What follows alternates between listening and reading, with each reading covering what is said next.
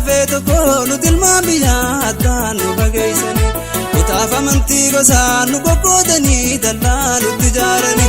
Qabeenya nu saamanii saba koo qullaatti nu dhiisani. Qabeenya nu saamanii saba koo irreen nu hiyyoomsanii. Seerri caffeetumaa kanota jalaa badee maali callisu. Lafaa fi lafee tantee sirraa saamanii biyyaa nu godaansisuun. Taatu jedhiin Oromoo ilmaan koo bobboochisuun.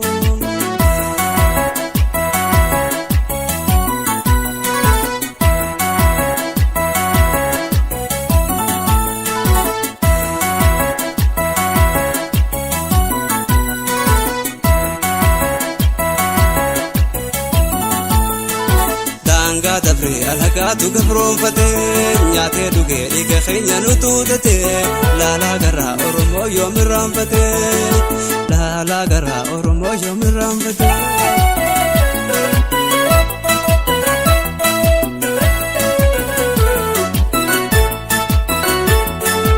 Dangaa ifi abbatee gata yaalamee dangaa ifi abbatee gata yaalamee. Tanaalee jalan koo sittaati summi intaa irree haqa goota kee ol ka'iitii falmee.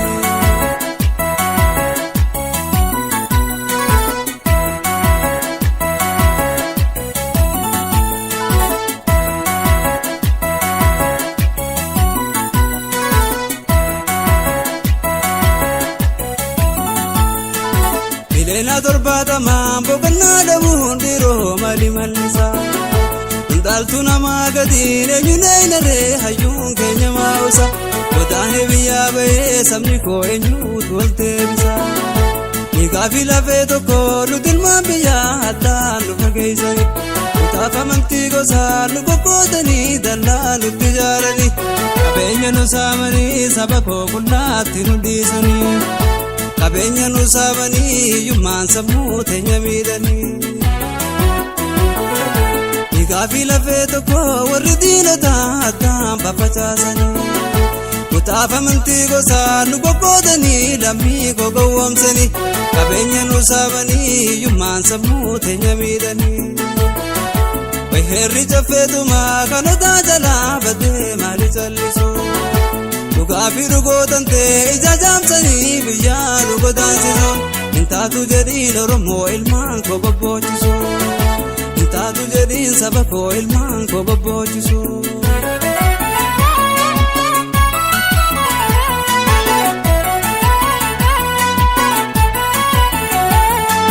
Daangaa dabree alagaan nurra dhaabbatee lootee galtuu tan nu gantee firoonfatee loohee dhufuun fakkaatee nu gabroonfatee lootee galtuu tan nu gantee firoonfatee loohee dhufuun fakkaatee nu gabroonfatee.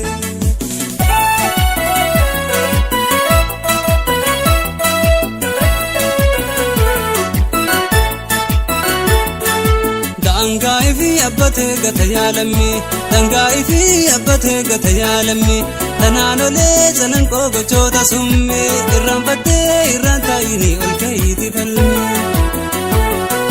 Kiyya duruu dhombirii loluu beekalamee keenya duruu dhombirii loluu beekalamee. Warra xayyaara dha'ee lafa buususanii tokko muulaan gabrummaa buqqifnaa dadhabnummoo ilmootti guddifnaa.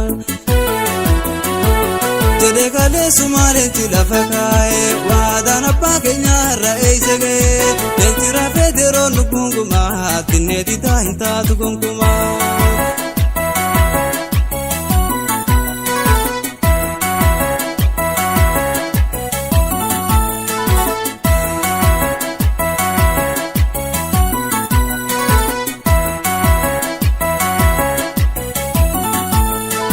Daangaa dabree alagaatu gabroonfatee nyaatee dhugee dhiiga keenya nu tuutatee laalaa garaa Oromoo yoom irraanfatee.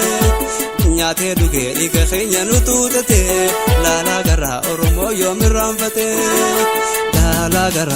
Laalaa garaa Oromoo yoom irraanfatee. Laalaa garaa Oromoo yoom irraanfatee. Laalaa garaa Oromoo yoom irraanfatee.